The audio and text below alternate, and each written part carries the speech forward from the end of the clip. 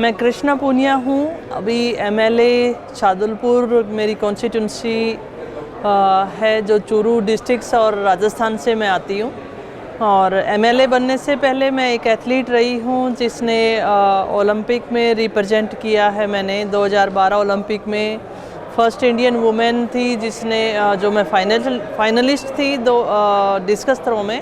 और 2010 Commonwealth game में discus throw में गोल्ड मेडल जीतने वाली पहली भारतीय महिला एथलीट बनी और अर्जुन अवॉर्डी हूँ।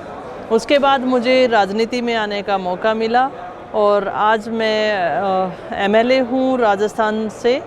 और मैं अपनी कॉन्स्टिट्यूंसी में लगातार बनी हुई हूँ।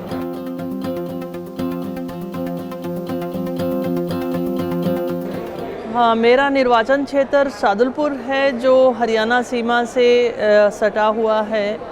और अगर मैं भूगोलिक स्थिति से कंपैरिजन हरियाणा से करूं तो एकदम से ड्राई है। वहाँ पर जो किसान है वो बारिश से आधारित खेती पर निर्भर है।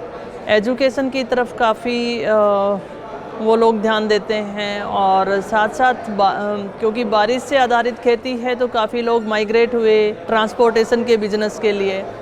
तो जो मुश्किल हालात वहाँ उस क्षेत्र के लिए हैं वो पानी के हैं, वो चाहे पीने का पानी हो चाहे खेती के लिए पानी हो। और एजुकेशन के लिए हमने काफ़ी काम किए।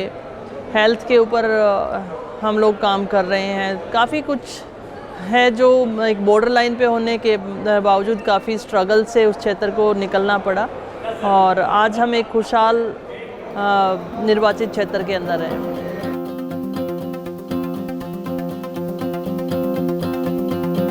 एनएलसी के बारे में मैं जो कहना चाहूँगी वो सबसे पहले तो मैं राहुल कराड़ जी का धन्यवाद देती हूँ जिन्होंने इस इवेंट को ऑर्गेनाइज़ किया। और लोकतंत्र की एक सबसे खूबसूरती है कि लोकतंत्र के हम सब मकसद एक ही होता है कि देश का विकास कैसे हो, हमारे लोकतंत्र को हम कैसे मजबूत करें।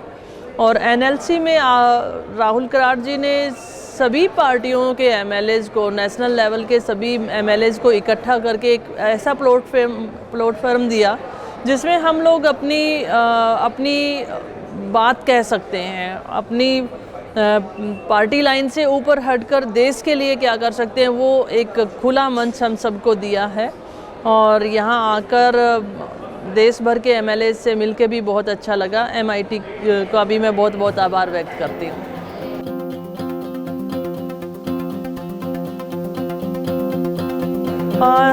देखिए, जब मैं निर्वाचित होकर आई तो मैंने कुछ वादे किए थे लोगों से, जिनमें से एजुकेशन के लिए हमारे वहाँ पर हायर एजुकेशन के लिए कॉलेजेस वगैरह नहीं थे और पानी की समस्या, पीने के पानी की समस्या, सड़कें और हॉस्पिटल्स, अच्छे डॉक्टर्स उपलब्ध कराना। और मैं जहाँ से आती हूँ वो हरियाणा बॉर्डर पे जैसे मैंने बताया, और वहाँ पर स्पोर्ट्स भी बहुत अच्छा है तो वहाँ पर स्पोर्ट्स के लिए डेवलपमेंट के काम करना। काफ़ी ऐसे क्षेत्र थे जिनके ऊपर चुनौतियाँ थी और उनके ऊपर हमने काम किया। काफ़ी लंबे समय से लोगों के लिए मांग थी कि गवर्नमेंट कॉलेज हमारे पास होने चाहिए। आज इन 4.5 वर्षों में मेरे विधायक बनने के बाद हमारे वहाँ पर 4 कॉलेज हैं और हॉस्पिटल्स की सुविधाएं अच्छी हुई हैं। राजस्थान गवर्नमेंट चिकित्सा सेवाओं के लिए हमेशा से अच्छा करती आई है और जिसका फ़ायदा मेरी कॉन्स्टिट्यूंसी में मिले उसके ऊपर हम काम कर रहे हैं।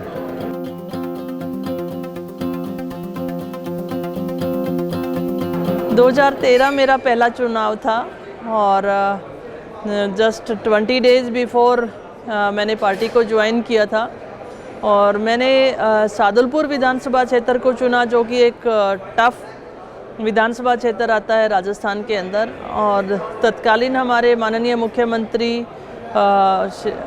माननीय अशोक गहलोत जी और तत्कालीन हमारे प्रदेश अध्यक्ष डॉक्टर चंद्रभान जी सबसे मीटिंग हुई और राहुल गांधी जी की अध्यक्षता में मैंने पार्टी ज्वाइन की थी। लेकिन मेरी जिद थी कि मुझे वहीं से चुनाव लड़ना चाहिए। पार्टी ने मना भी किया, मैं चुनाव हारी और उसके बाद मैंने दोबारा वहाँ पे मेहनत की और मैं एमएलए बनी। और जिद का कारण ये था कि मेरा जो ससुराल है उस विधानसभा क्षेत्र से आता है और हमने देश और विदेश में काफ़ी जगह ट्रेनिंग की, काफ़ी लोगों से मिलना हुआ, काफ़ी जगह की जो प्रोग्रेस रिपोर्ट्स हमने देखी, डेवलपमेंट हमने देखा। तो हम चाहते थे कि हमारे विधानसभा क्षेत्र में भी वैसा हो। तो फर्स्ट इलेक्शन तो मैं हार गई थी, लेकिन दूसरा इलेक्शन हम जीते थे।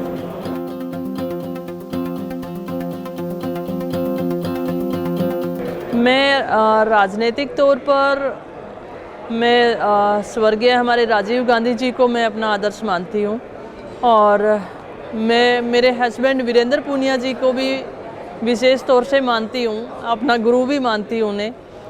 मेरे पर्सनल कोच भी रहे और उन्होंने हमेशा मुझे आगे बढ़ने के लिए प्रेरित किया। राजनीति में भी आने के लिए मुझे किसी ने प्रेरित किया तो वो वीरेंद्र पूनिया जी हैं, जिन्होंने मुझे इस क्षेत्र में आगे बढ़ने के लिए प्रेरित किया।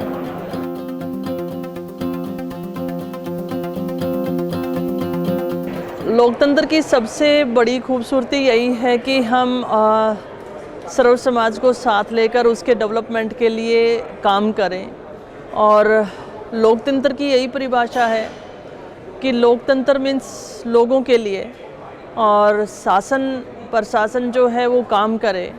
और काफ़ी लंबे समय तक मेरे विधानसभा क्षेत्र में जो लोगों की आशाएं थी उनके ऊपर मैं काम करूं, ऐसा सोचकर मैं वहां पर लगी हुई हूं।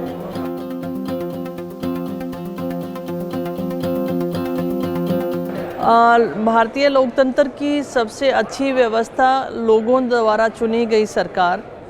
और दूसरा मैं कहना चाहूँगी कि ये खूबसूरती कि हम अपने लोकतंत्र के अंदर हमारे अपने अधिकार हैं, जिसके मुताबिक हम अपनी बात कह सकते हैं, अपना मत का प्रयोग अपने हिस्से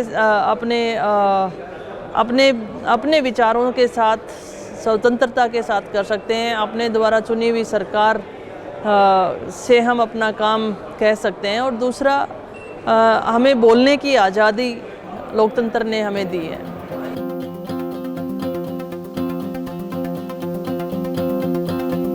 इलेक्शन, हर कोई इलेक्शन यादगार होता है, पर 2018 का इलेक्शन जो मैंने विन किया वो मेरे लिए बहुत यादगार है। और उसका मुख्य कारण मैं कहना चाहूँगी कि राजनीति में नया होने के कारण मैंने लोगों को समझने की कोशिश की और महिलाओं ने मेरा काफ़ी सपोर्ट किया। अगर मैं वोटिंग परसेंटेज देखती हूँ तो पुरुषों के मुकाबले 8% वोटिंग महिलाओं की ज़्यादा थी। तो वो इलेक्शन मेरे लिए काफ़ी यादगार है।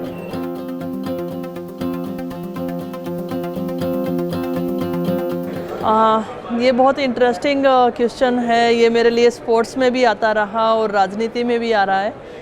इसके लिए हमेशा से फैमिली सपोर्ट चाहिए और मेरी फैमिली ने हमेशा मुझे सपोर्ट किया। और सबसे महत्वपूर्ण बात कि हमारे लोकतंत्र में और ख़ास करके राजनीति के लिए पुरुष प्रधान देश माना जाता है, मतलब पुरुष आगे राजनीति में आना चाहता है। और मेरे लिए ये उल्टा रहा कि मेरे हस्बैंड ने मुझे आगे किया कि मैं इस फील्ड में जाऊं। तो मेरी फैमिली का सपोर्ट जो है हमेशा से अच्छा रहा।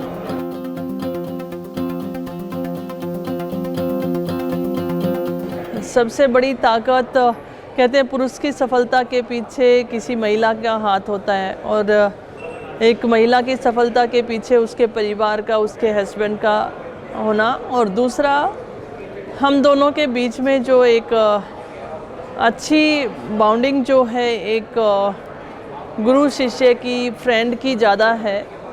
और मैं जो स्ट्रॉन्ग मुझे बनाती है वो मेरी फैमिली का बिलीव जो मुझे आगे बढ़ने के लिए प्रेरित करता है वो है।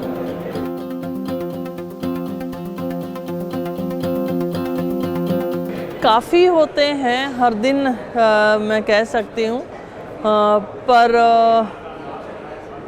सार्वजनिक जीवन में बहुत सारे ऐसे पल हैं जिनको हम जी सकते हैं, महसूस कर सकते हैं।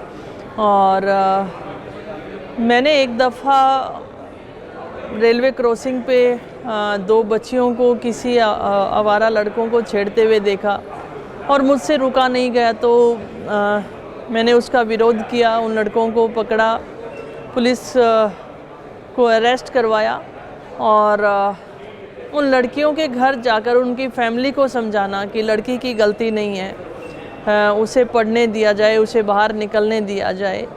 और दूसरा, मैंने महिला एजुकेशन के लिए वादा किया था इलेक्शन से पहले, और मेरी पीठ पीछे मेरे ऑफिस में आकर मुझे जो बात पता चली कि एक गरीब फैमिली से एक फादर आता है और वो मेरे पीठ पीछे ये धन्यवाद दे के जाता है कि अगर ये कॉलेज नहीं होता तो मुझे मेरी बेटी की जल्दी शादी करनी पड़ती, अब मेरी बेटी पढ़ेगी और अपने पैरों पे खड़ी होगी।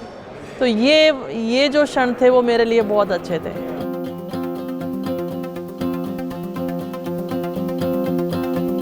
बहुत डिफ़िकल्ट टाइम मैं कह सकती हूँ कि चल रहा है, और ऐसे में युवाओं के लिए निर्णय लेना भी मुश्किल होता है, पर मैं उन्हें कहूँगी कि अपने विवेक का इस्तेमाल ज़रूर करें। आज हमें सही और गलत परखने के लिए बड़ा मुश्किल दौर से गुजर रहे हैं। सोशल मीडिया के माध्यम से बहुत सारी ऐसी अफवाहें आपके बीच में आती हैं, आप सही और गलत को परख नहीं पाते हैं। पर मैं यही कहना चाहूँगी कि जब दिल से आवाज़ आती है कि नहीं ये ठीक है, ये गलत है, तो उसे आपको सुनना ज़रूर चाहिए।